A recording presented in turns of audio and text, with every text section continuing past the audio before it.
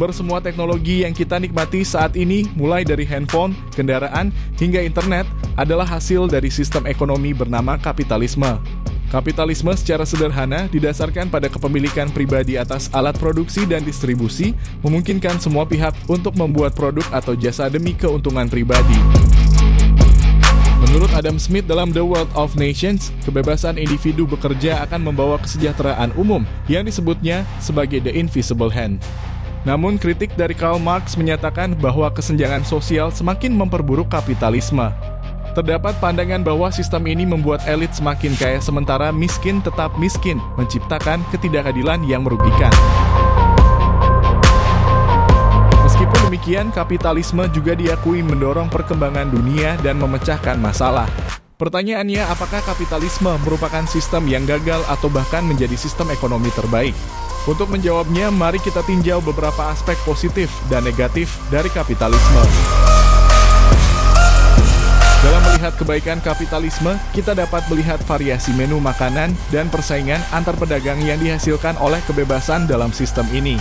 Pedagang bebas memilih produk yang akan dijual, memberikan konsumen banyak pilihan, bahkan dalam satu jenis makanan sekalipun. Bayangkan jika alat produksi dan distribusi dikendalikan oleh pemerintah. Ini bisa mengakibatkan pembatasan pilihan konsumen sesuai dengan kebijakan pemerintah.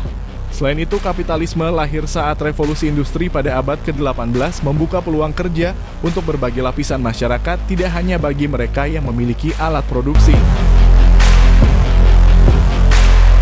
Meskipun pekerja di bawah kapitalisme memiliki kekurangan, sisi positifnya adalah kemampuan manusia untuk berpikir bebas dan menemukan solusi untuk masalah yang ada.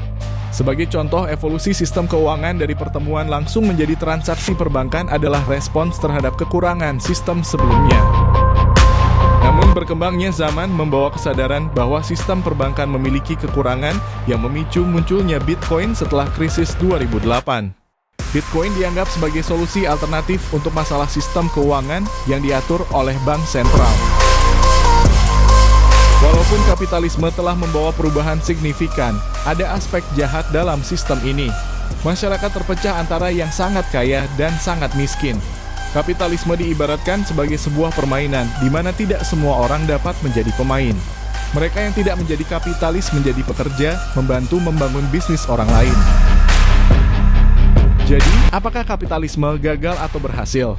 Pertanyaan ini melibatkan perspektif pribadi dan walaupun sistem ini memiliki kekurangan, menghancurkannya hampir mustahil karena fleksibilitasnya yang meresap ke berbagai sektor kehidupan.